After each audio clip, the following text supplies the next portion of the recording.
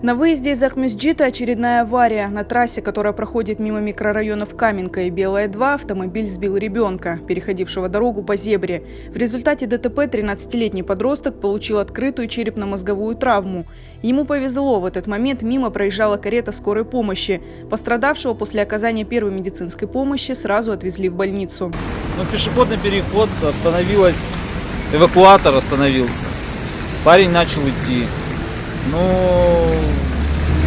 Чуть-чуть ускорился, вылетела вот эта вот Peugeot и сбила его. Он перелетел через одну машину, попал под другую, под бампер. Все. То есть удар был основной об Peugeot. И все у нас находится в Каменке, вся инфраструктура.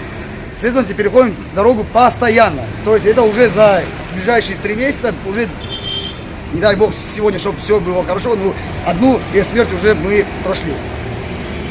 Сейчас вот друга этого ребенка сбили. Влечет к этому всему, мне кажется, как мое субъективное мнение, это нерегулируемые пешеходные переходы. Нерегулируемые. То есть стоит на высоте 6 метров оранжевая лампа, постоянно и это моргающая. Эти водителя, соответственно, не информируются. То есть они не видят его так же, как и я.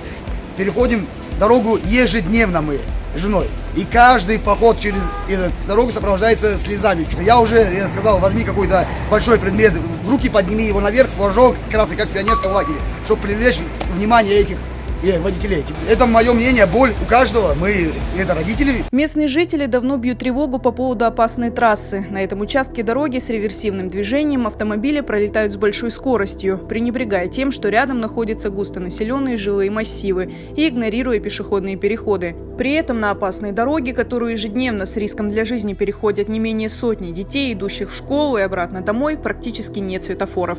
2 из них только недавно были установлены у Стеллы при въезде в микрорайон и в 500 метрах от сегодняшней аварии. И только после того, как месяц назад на этом участке трассы был сбит насмерть 14-летний подросток.